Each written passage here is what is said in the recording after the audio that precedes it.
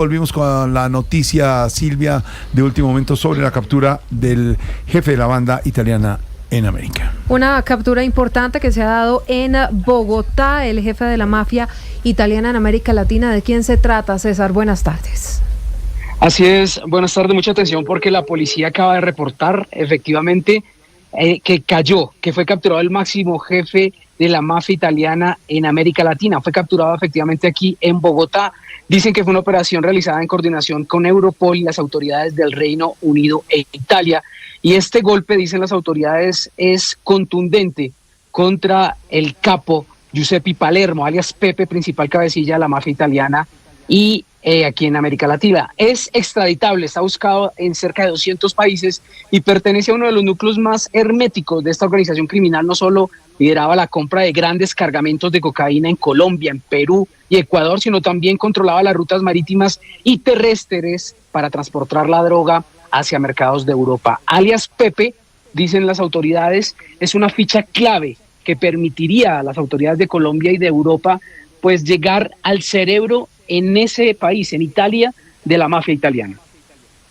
Ahí está la noticia, don César Chaparro, de último momento, captura importantísima de la mafia italiana en Colombia y en América. En otras noticias, en el tablero de noticias, Silvia, el presidente de la Corte Constitucional ha desmentido al presidente Petro sobre una estrategia para hundir la reforma pensional.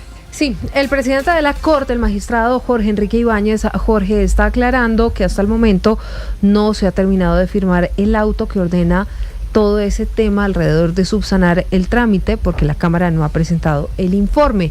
Vamos a ver qué es lo que dice el presidente de la Corte, porque ya en segundos el director del Servicio Informativo, Ricardo Ospina, también tiene noticia importante alrededor de la reforma pensional. Catherine. Durante su discurso en Pasto, en un evento con Ecopetrol sobre transición energética, el presidente Gustavo Petro defendió su reforma pensional y cuestionó a sectores que, según él, intentan detener su aplicación en favor de los banqueros. El mandatario pidió a la Corte Constitucional y al magistrado Jorge Enrique Ibáñez reflexionar sobre su postura. Yo hablé del magistrado Ibáñez y no quiero dejar ahí una cosa mal hecha. Lo que pasa es que volvieron a discutir el proyecto, no el proyecto, sino a tratar de hundir el proyecto aprobado como ley de reforma pensional. Y entonces quieren que se queme unos días para que el magistrado último que se eligió se posesione intentando inhabilitarlo, porque ya se hizo ley, ya el pueblo lo quiere, ya subsanamos como nos dijeron. ¿Por qué otra vez intentar detener la aplicación de la reforma pensional en favor de dos banqueros que además quieren que se haga la reforma porque si no se van a quebrar? El presidente de la Corte Constitucional, Jorge Ibáñez, respondió al presidente Gustavo Petro y negó estar detrás de alguna estrategia para hundir la reforma pensional. Explicó también que aún no se ha podido terminar de firmar el auto que ordena la subsanación del proceso, ya que se encuentra en recolección de firmas y será tratado en la próxima sala plena prevista para el 23 de julio. Además, precisó que el trámite está suspendido porque el gobierno convocó a sesiones extraordinarias y la Cámara de Representantes adelantó un trámite del cual no ha rendido informe a la Corte. Don Ricardo Ospina, director del Servicio Informativo Blue Radio, en lo que no es Voz Populi, ¿están que hunden o no hunden o qué va a pasar con la reforma pensional? Jorge, es que este es un asunto bastante enredado. Intento explicárselo muy fácilmente a los oyentes, si le parece. A ver, señor. ¿Qué sucedió? Esta reforma fue demandada porque en la sesión de hace un año, en junio del año 2024, sí, se aprobó a pupitrazo en plenaria de Cámara de Representantes. Okay. Se demandó. La Corte dijo hace pocos días, el pasado 17 de junio, aquí hubo un error de trámite y no hundió la reforma. Okay. Les dijo, señores Cámara de Representantes, soluciones, subsanen, adelanten el debate, voten de manera adecuada y nos devuelven la reforma para nosotros adelantar el trámite correspondiente. ¿Qué pasó, Jorge? Han pasado varias cosas. Y es que aquí hay unos asuntos jurídicos que son importantes y que no son menores. Entonces, el 17 de junio se da la sala plena, eso es martes, en la que la Corte da esta instrucción, da esta orden. Sí. Sin embargo, pasó casi más de una semana en realidad. La Corte se demora varios días, semanas incluso, en dar a conocer sus decisiones. Entonces ya vamos en 4 diferentes etapas. Yo se las cuento rápidamente a los oyentes. 1, un flash informativo, que es un mensaje vía WhatsApp en el que se informa cuál es la decisión. Okay. No tiene carácter vinculante ni tiene vida legal. 2, comunicado de prensa, que sí puede tenerlo, pero que no es tan preciso como la decisión en firme, digamos, como en este caso el auto o en otros casos las sentencias. Sí. ¿Qué pasó en este caso? La Corte notificó el 26 de junio, jueves, a la Cámara de Representantes a través de el comunicado de prensa. ¿Por qué? Porque el auto no ha sido firmado por todos los magistrados. Tiene que ser firmado por los 9 magistrados para poder ser notificado oficialmente. Hay 3 magistrados que no han firmado el auto, que son, entre otras cosas, los magistrados que se identifican más cercanos al presidente Gustavo Petro: Vladimir Fernández, su secretario jurídico, Natalia Ángel Cabo y Miguel Efraín Polo, de quien decían que no, que él era muy independiente, pues está votando todo con el gobierno. Ellos 3 han dicho: no firmamos el auto porque lo que está escrito es distinto a lo que se aprobó. ¿Qué va a pasar, Jorge? Pues que eso no ha sido notificado, no han firmado, y se va a dirimir el próximo 23 de julio, que es la próxima sala plena de la Corte. El gobierno convocó a sesiones extras con base en el comunicado de prensa. Recuerde usted el afán del ministro Benedetti y del presidente Petro, y a última hora llamando a los representantes a la Cámara que ya estaban en chingue, en la playa, fuera del país. Comunicado de prensa, no de una decisión sobre el comunicado de prensa. ¿Qué pasa? Que eso se aprobó el 28 de junio, sábado, 28 de junio. Hoy estamos aquí, ¿me recuerda la fecha, por favor? Estamos hoy, 11 de julio. 13 de 11 de julio. Hoy estamos a 11 de julio. 11 de julio, han pasado casi 2 semanas, Jorge. La Cámara de Representantes no ha presentado el informe con esa votación a la Corte Constitucional. Entonces la Corte no tiene cómo estudiar si se cumplió o no se cumplió con el requisito. Pero además de eso, lo más importante es que no hay certeza sobre si el trámite que se llevó a cabo ese 28 de junio es el que la Corte ordenó, porque el gobierno y la Cámara lo hicieron sobre un comunicado y no tenemos conocimiento y certeza sobre si eso es lo que exactamente está pidiendo la Corte en el auto. Y entonces, ¿cuál es el riesgo, Jorge?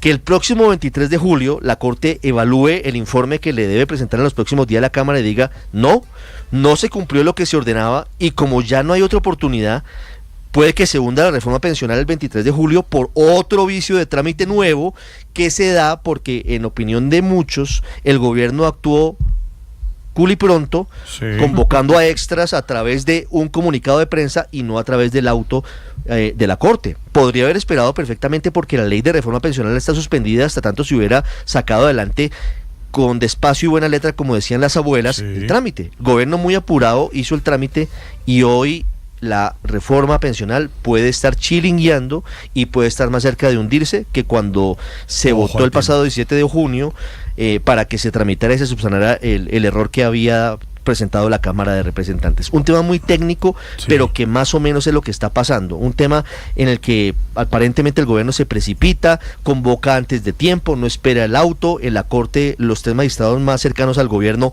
no firman el acta.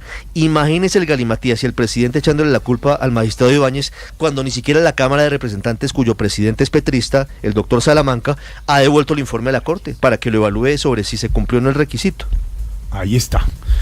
Es técnico, pero está clarísimo, basados en un comunicado de prensa, y donde pone a temblar otra vez la reforma pensional en Colombia, don Ricardo. Lo que no es voz populi, que se aclara lo que puede estar pasando en esta reforma, que se caería por allá arriba, no por abajo como nos contaba Ricardo. Ahí está.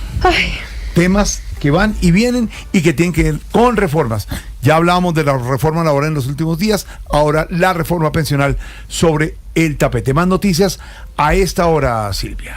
Y hablemos de una directriz que acaba de emitir la Fiscalía, en la que aclara, Jorge, que los negociadores de grupos armados ilegales con el gobierno en medio del proyecto de paz total van a ser judicializados en caso de que los capturen en flagrancia.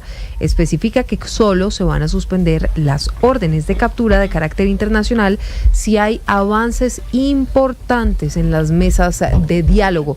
Juan Esteban.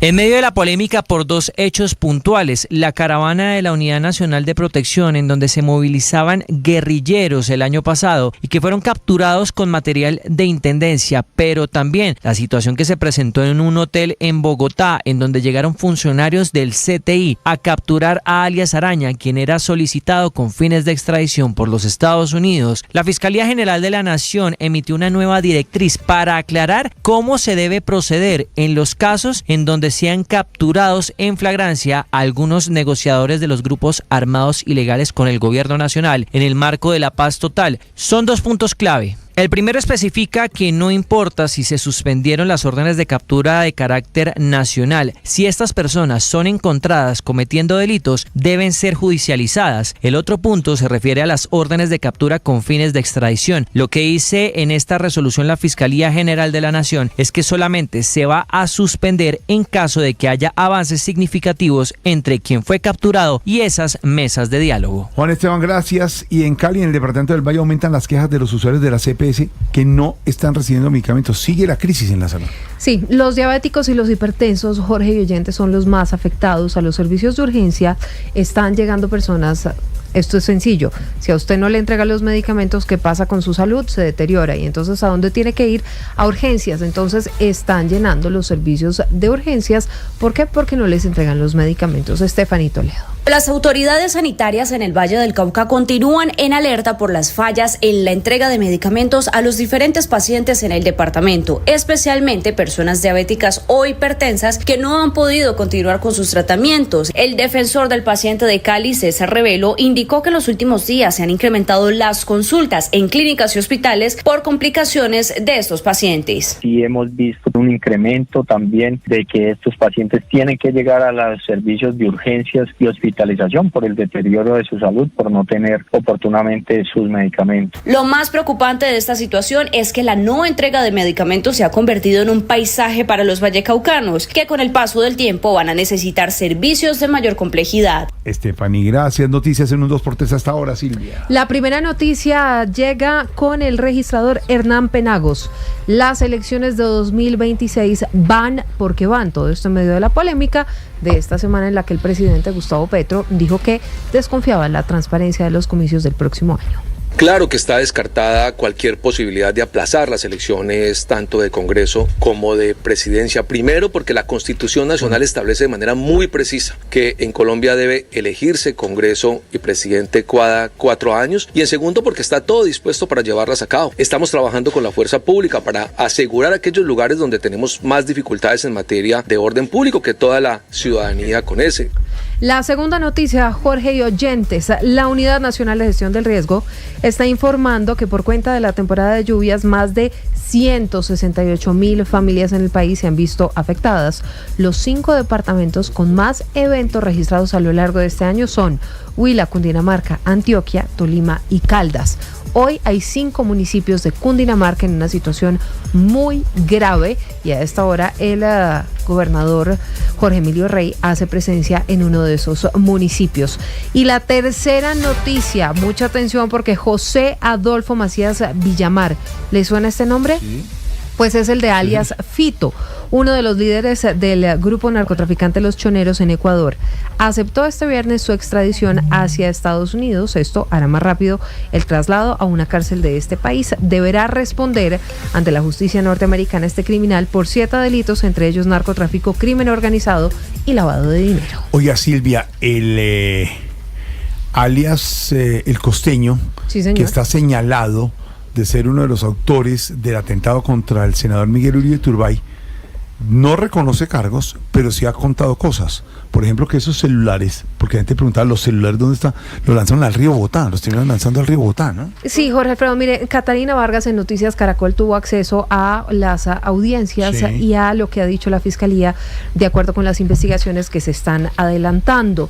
Hay 5 capturados hasta el momento. El último de ellos fue detenido el fin de semana aquí en Bogotá, muy cerca del aeropuerto El Dorado, y estamos hablando de alias justamente el Costeño, que era tal vez la pieza clave dentro de los autores materiales, porque falta determinar quiénes fueron los autores intelectuales. ¿Quién ordenó matar o asesinar al senador y precandidato por el Centro Democrático Miguel Uribe Turbay.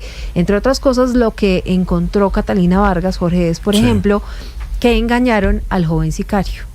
Le dijeron que había todo un plan de escape, que lo iban a recoger después de que le disparara al senador Miguel Uribe allí en el Parque El Golfito, pero lo engañaron. No había plan de escape. Exactamente. Este hombre está a 2 metros de él. Exactamente. Acuérdese que además el arma y la munición, las balas fueron modificadas para mayor letalidad, y la instrucción era que le dispararan a Miguel Uribe en la cabeza, que finalmente fue lo que ocurrió. Entonces, Jorge, los detalles ustedes los encuentran en blurradio.com, también en Noticias Caracol, pero son algunas de las informaciones que se han venido conociendo en las últimas horas, luego de estas audiencias, como le digo, tras la captura de alias El Costeño. Ahí está.